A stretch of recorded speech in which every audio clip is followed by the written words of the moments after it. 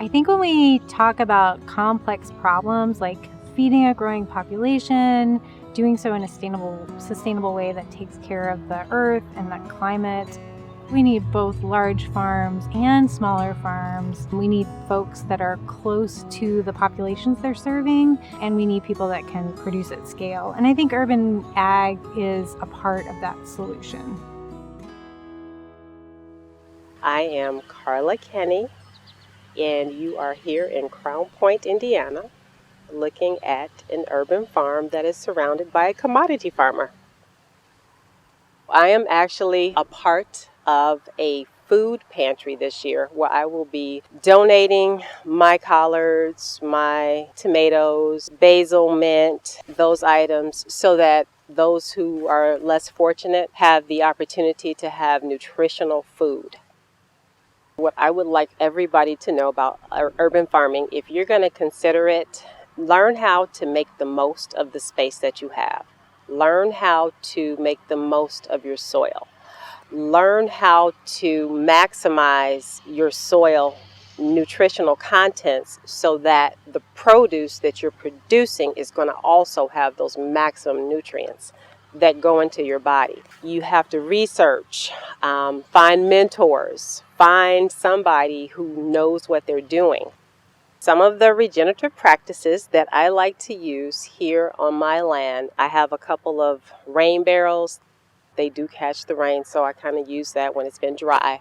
I also practice composting, and my favorite items to compost are eggshells, banana peels, and coffee grounds, because for what I like to grow, the greens are heavy nitrogen feeders. So you're going to get that from the coffee grinds, the eggshells, and from the banana peels. And I do pollinators. So I have sunflowers planted in strategic places. They haven't blossomed yet, but they're planted strategically throughout the area. And I like sharing my homegrown experience.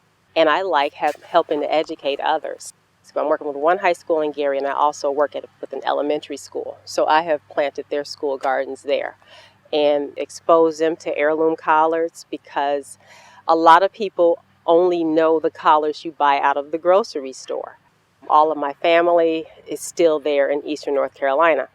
That's all they knew were the cabbage collards. And those are a variety that are sweeter and more flavorful.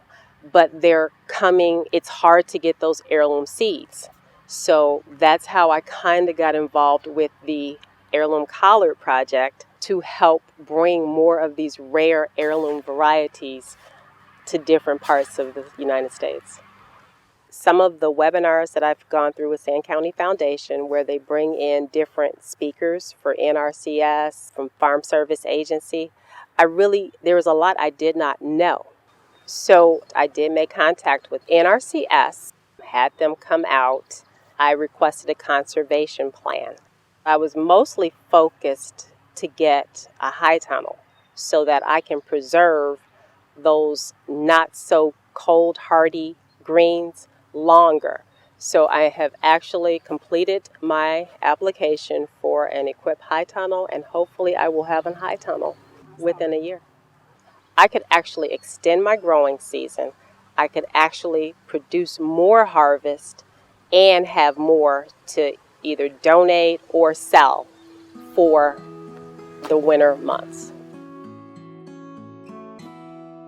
I began gardening as a byproduct, sort of. I wanted to have a space where people can come, but you can only relax so long without needing some type of refreshment. So we decided to have edible flowers and gourmet garlic and culinary herbs. That became the infancy of our garden, which is now turning into full-time farming.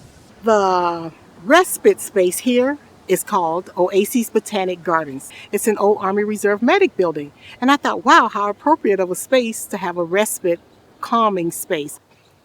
So there are 23 plus urban farms in Gary, and I didn't want to grow what everyone was growing. I wanted to grow what could enhance what they were growing. Hence the flowers and the garlic and the chili peppers and the medicinal herbs. And that's how we got started.